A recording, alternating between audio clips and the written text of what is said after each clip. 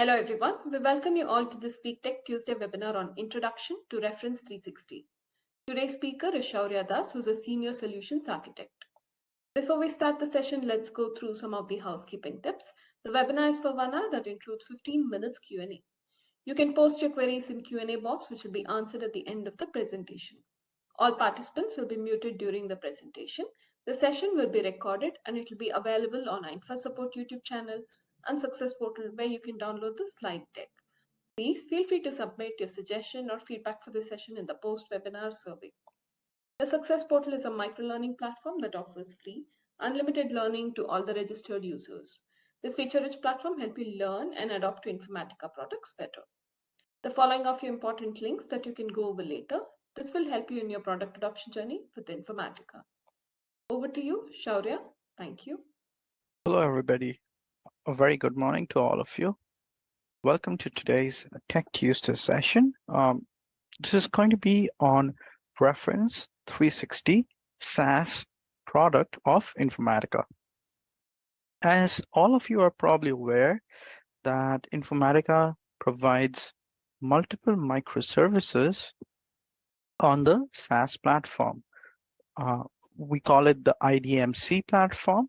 So we have Cloud Application Integration, CAI, Cloud Data Integration, CDI, Cloud Data Quality, CDQ, MDM Multi-Domain SaaS, Product 360 SaaS, Customer 360 SaaS, Supplier 360 SaaS, and also Reference 360 SaaS. So these are the different microservices and products of Informatica's IDMC platform offering. And we have more of those services. But in today's session, we're going to talk about Reference 360 and how to use Reference 360 to manage our reference data. What are the challenges of having reference data in a big organization? And also what our product offers to solve those challenges. So without more delay, let's dive into it. So first of all, what is reference data? Reference data is data that is used to structure and constrain other data. As the name suggests, reference data is designed to be referenced by a wide variety of other data. This is done in order to create a standard vocabulary and structure across diverse systems and data sources. So reference data usually consists only of a list of permissible predetermined values and attached textual descriptions to those. For example, it can be a country, it can be a customer type, it can be currency, it can be cost center type, it can be chart of account, classifications, so forth and so on. Now, a change to the reference data values may require an associated change in the business process to support that change. So essentially leading to creating a framework for managing reference data. And adding a new product classification or a new profit center will result in modification to the business processes to manage those items. So now that we have defined what is a reference data, let's move on to the next slide. So why is reference data necessary, right? Now, we have to understand that reference data applies to all industries and departments. Without good reference data, management and regulatory reporting becomes very time-consuming and potentially unreliable. Some examples of the impact of bad reference data are, for example, coding error. If reference data is misunderstood, data entry operators can make coding errors. For example, if a data entry operator onboarding an institutional customer does not understand the difference between HF-hedge fund and what is AM asset manager, that can invoke wrong compliance checks with the prospective customer cannot possibly comply with. Miscommunications across enterprise systems. If different systems do not share the same reference data, they cannot communicate effectively. For example, System 1 may send System 2 records with different trading codes, which could lead to transaction rejection and high costs and errors in data integration. Differences in implementation of reference data create the need for mappings and systems that integrate data, such as data warehouses. If System 1 and System 2 both feed data into a data warehouse, the warehouse must be able to map the codes between the two sources. So as we can understand, reference data is the bedrock on which a lot of very critical business attributes rely and do business on. So to avoid internal compliance issues, regulatory reporting issues, bad customer experience, avoid operational inefficiencies, and avoid poor employee productivity resulting from these different checks and balances, reference data becomes critically important to be managed well and managed correctly. Now, who are the stakeholders of reference data management? Data governance officer, of course, data owner, data steward, data consumer, and data architect. Now, data owner is somebody who has good subject matter expertise on the legacy sources, on the different business processes and the data that the organization is dealing with. Now, of course, we have to realize something over here, which is that our organization consists of heterogeneous departments and variety of data sources: financial, marketing, sales, banking, right? So there's going to be multiple data owners who are reporting to a data governance office. Data stewards who take decisions based on the data, data consumers who are consuming these different third-party or in-house data and working behind the scenes to create reporting, analytics, and these kind of data decisions. And a data architect, of course, who is owning the architecture of the technical landscape of managing reference data. Now, what are the drivers for governing reference data, right? Number one, data quality. Why is data quality important in governing reference data? Unreliable mastering can happen because of data quality issue.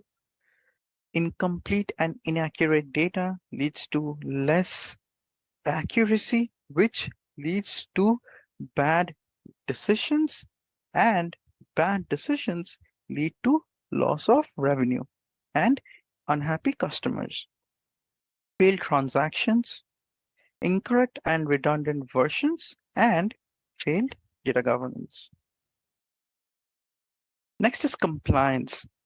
A lot of organizations today have to be compliant, be it to the federal government, be it to the state governments, be it to external reporting requirements. So there is always data interchange requirements, external publishing requirements, inaccurate financial reporting, and security and entitlements issues. Next, inconsistent reporting. It can lead to incorrect customer segments, wrong target audience, unreliable campaign targeting, inaccurate financial reports, inaccurate sales reporting. And last but not the least, operational overhead. Failure in data transformation, additional QA effort, additional manual effort, and poor customer experience. It is found that more and more governed first-class master data has similar drivers. Data quality, inconsistent reporting, incentive calculations, accurate sales reporting, compliance reporting, all of these can lead to penalties in some industries, or it could take a long time to audit the data. And therefore, it adds operational overheads, and that adds to a lot of inefficiency to overall organizational productivity. This is why governing reference data is so very important in our organization. So, moving on to the next slide, we have reference data in an enterprise.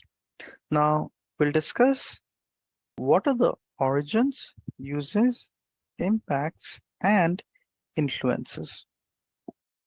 So what is it? It's lookup values or reference codes or reference hierarchies. Now, how do we know that? It's a list of predefined values, code tables, and needs and desires. Who creates these reference values? It's created by data governance, business process and owners, and external agencies. Also, reference data can be hierarchical, relatively static, doesn't have much changes over a period of time. It has multiple versions and multiple cardinality. So where is it used? It's mostly used with master data like customer, product, location domains. It's also used with transactional data. It's used in application data like CRM, ERP, Siebel, SAP, and it can also be used during interactions and almost any data sets out there. Now, what are the impacts of reference data? Good reference data reduces risk, improves business intelligence, results in better compliance reporting, improves overall data quality, improves productivity, and improves sales and marketing. So in a way, it influences operational efficiency, enterprise apps, better customer experience, and more better compliance. What are the types of reference data? Simple lookup, relationship lookup, hierarchical lookup, and complex lookup. Simple codes and associated attributes at a single record level. Examples are country codes, prefix codes, region codes, etc. What is a relationship lookup? It's relationships that define the nature of the connection between two simple or hierarchical lookups, such as person A works for company B or the sales hierarchy for a US branch. What is a hierarchical lookup? The context of a hierarchy brings simple relationships between the instances of the entities in the same domain. For examples, products can be organized into a product hierarchy. And lastly, a complex lookup. Parent-child relationships between instances of entities in two different domains. Example, people could roll up into branches, and branches can in turn roll up into regions, and regions can roll up into operating companies. So these are the different varieties of reference data. Let's look at some of the examples of reference data. Status, country, currency, location, product type, financial data, classification, medical, geographies, chart of account, and definitions. So the nature of reference data is it is relatively finite and low volume. It's hierarchical, multiple versions of the same set, international standards. Reference values are also known as lookup values or list of values or code tables or drop-down values. And as we have discussed, it occurs mainly in all master data management projects, ETL mappings, data warehouses, applications, spreadsheets, relational databases, and in unstructured NoSQL databases as well. So reference data can be defined as coded, semantically stable, relatively static datasets shared by multiple constituencies. Now, what are the common reference data challenges? There is no single trusted view of reference data. It has bad data quality. For example, you might have doctors, dr, doctor, dr dot. For the same type of attribute and value, you can have multiple variations coming from multiple systems. So this results in internal compliance issues, regulatory reporting issues, bad customer experience, operational inefficiencies, and poor employee productivity. So let's take a look at the reference data management process. How do we establish the framework for managing it? Monitor, define, manage, share, and again monitor. So these are the four main pillars of reference data management. And it is very important to understand that business and technology has to collaborate together to maintain the reference data set. Without any one of those, it can be very difficult, tedious to be on top of all the changes that are occurring at a data level. So business and IT has to be married together to collaborate and effectively produce good reference data set. For example, if there are any changes that are taking place in the business process, or there are new codes that are being introduced by the business owners, if that information does not flow to technology or IT side, it can be disastrous. Also, similarly, if there is a change in the architecture or the way the reference data is being managed, the changes in the hierarchy, the cross references, and if business is not aware of those changes or not enabled on the reference data set that IT is maintaining, it can be equally disastrous. So that is why we always recommend monitor, define, manage, and share. In monitor, we should track the changes, monitor the change frequency, monitor the data quality trends, and report them. In define, we define the business terms of the reference data sets. We find out which are the reference data out of all the business terms. For example, first name, last name, phone numbers. These can never be reference data, right? Because it can be anything and everything under the sun. But like we mentioned, customer type, currencies, state, countries, these can definitely be reference data. So we define the business terms, define the reference data sets, define the data model, how and where the reference data fits in the entire model, and we define the rules around it. Then we share it. We collaborate via workflows so that business process owners, data steward managers, technology directors, architects, developers, everybody can participate in creating, maintaining, consolidating good, enriched, standardized reference data set. Bulk import and export for viewing the reference data, publishing to the data integration layer, and real-time translations. And then finally, we also do the managing of the reference data. where we manage the reference data sets, we manage the code values and versions, we manage any dependencies on any values. For example, there can be dependent lookups or dependent reference data, right?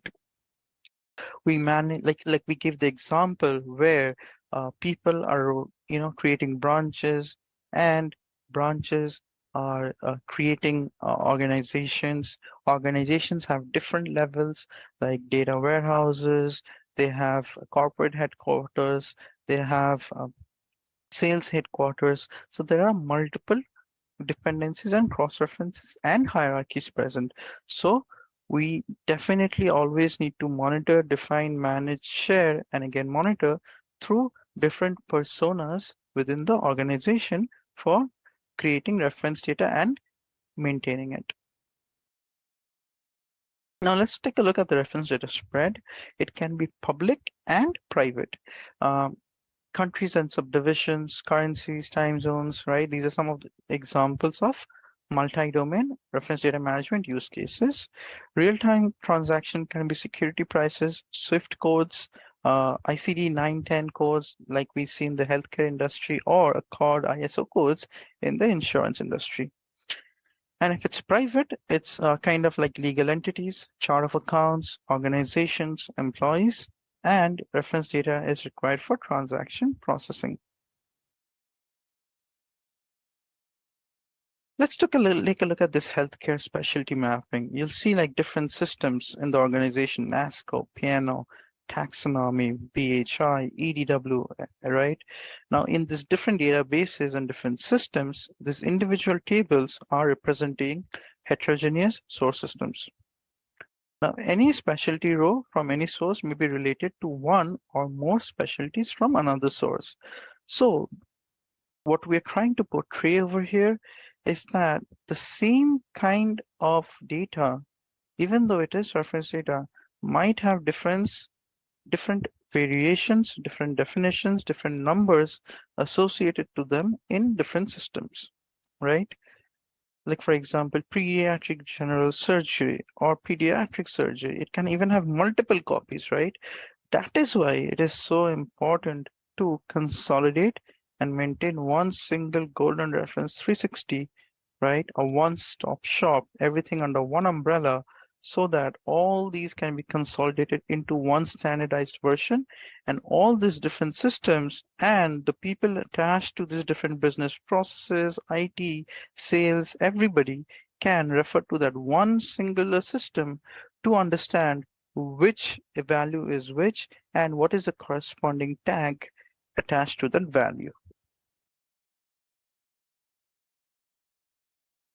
So now that we have discussed about reference data management, what are the drivers, what are the challenges, let's talk about what we are offering as a solution to this and how Reference 360 helps you in managing reference data and creating a really awesome, great solution that is being used by so many of Informatica's customers. So what are the different Reference 360 concepts? We have reference data sets, we have code lists, code values, attributes, crosswalks, hierarchies, workflows, and enumerations. So reference data sets can be hierarchical or dependent.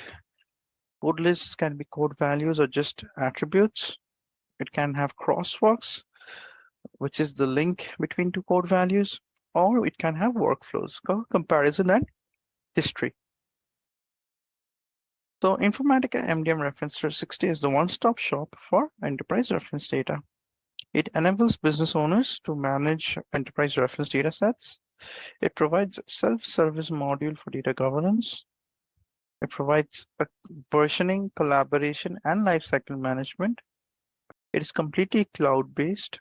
It manages reference data hierarchies and crosswalks. Delivers reference data to enterprise applications, business processes that need it, and import and export of external and third-party reference data sets. So it avoids inconsistent reporting, removes operational overhead, and ensures compliance, and saves time and energy by delivering quality reference data to all the enterprise applications and business processes, thereby becoming the source of truth for reference data within the organization. And it avoids working on hundreds of different spreadsheets, which can be cumbersome and difficult to manage and error prone. This is a typical Reference 360 integration where you can see we have the Informatica Intelligent Data Management Cloud over here, where Reference 360 is sitting with the data that's loaded into it.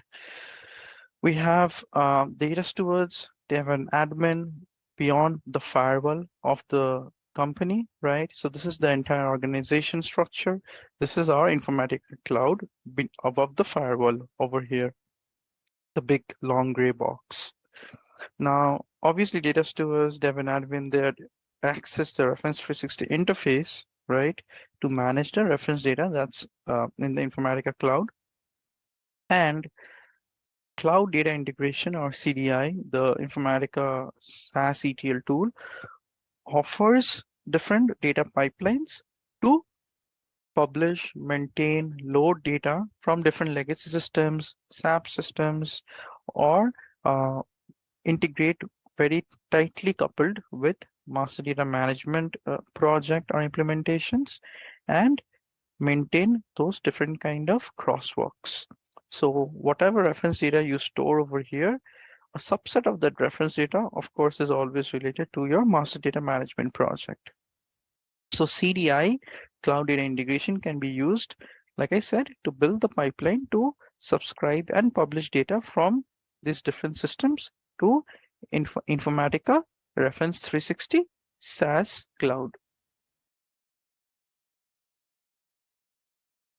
There are workflows in Reference 360. It can be one-step or multi-step. One-step approval workflows contain one approval task. This workflow is the default approval workflow for all code lists. So an approver can approve the changes, reject the changes, or send the changes back to the originator. If the changes are approved, the changes become part of the active version of the code list.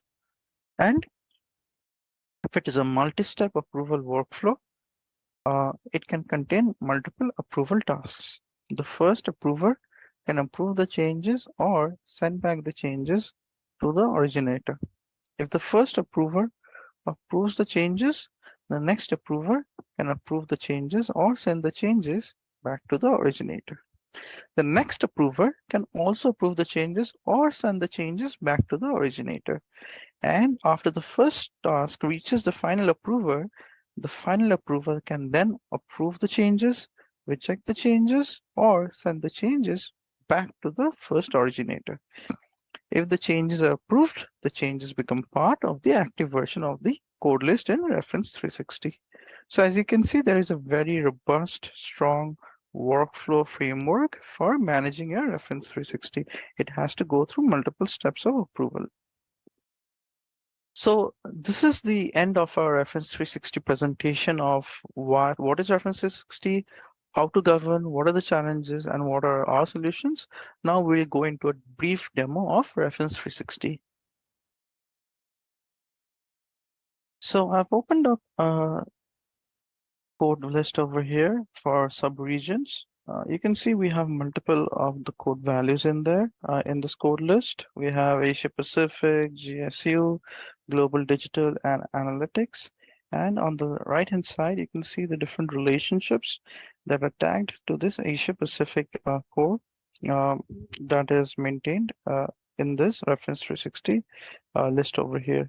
So these point to the different reference data sets that are tagged to this Asia Pacific core, right? So you can always maintain these different relationships for your reference data sets and maintain them as required for your reference purposes. Also, we have crosswalks over here. So crosswalks creates as name suggests, trajectories from these different reference data sets. For example, if I want to create a new crosswalk, it will ask you for source reference data set. From which reference data set do you want to create it? Like, for example, from Bangkok time, from the code list value that you have to select from the reference data set. And then what is the target reference data set for this? Let's say from bank account type, you want to create a crosswalk to department. And for that, you have to select like enterprise department or what are the different code lists that you have under that. And then when you create this new crosswalk, it kind of creates the linkages between these different crosswalks. So you can see it will show you the bank account types that you have, the reference values or code values present, and for enterprise department, what are the different crosswalks. So it maps the different values over here and tags it against one another. So this is the way you can create crosswalks. You can check the history of the crosswalks or the code values that you have created.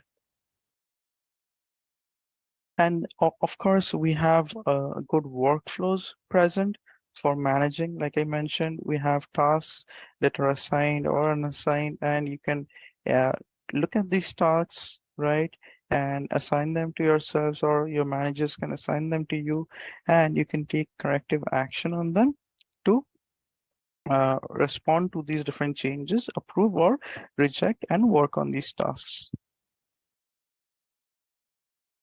And as you can see, we have different jobs for uh, updating or creating crosswalks or reference values, code lists. And when you run these jobs, you obviously get the results from these different jobs and the values that are loaded, and it will provide you the summary. So as you can see over here in this brief demo that we have multiple types of managing reference values, reference data sets, code lists, code values, creating hierarchies, relationship, and maintaining all these reference values. And it can be directly integrated with Informatica MDM SaaS to maintain your master data, reference values, and code values as well. Please do let us know if you have questions regarding Reference 360, Reference 360 integrations, what are the APIs that we offer for Reference 360, and I'll be more than happy to answer all your questions in the FAQ section. Thank you for attending today and have a good one. Thanks. Bye.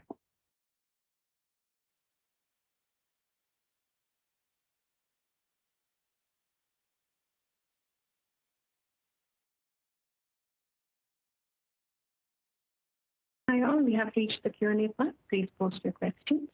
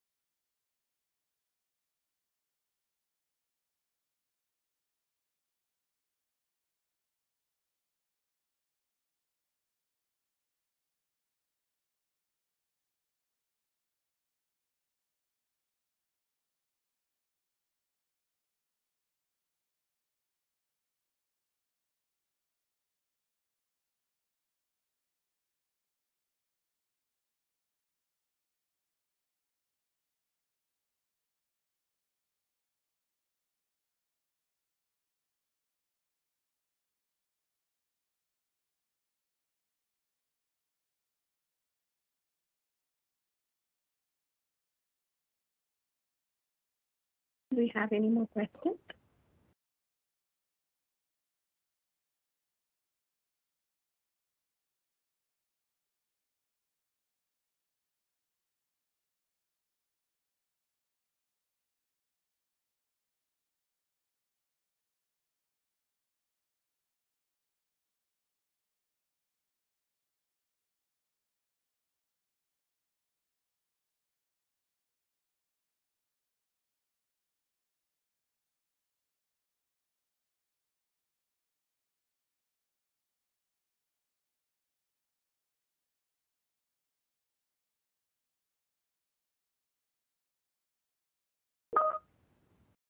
We're not seeing any more questions, so we will end the webinar. Thank you, Shaurya, for presenting today's webinar, and Dilip for joining as panelist and answering the questions. We request audience to take up the survey and let us know their thoughts. Today's webinar will be available tomorrow on Success Portal under the Resources tab. You all have a great day or night ahead. Thank you.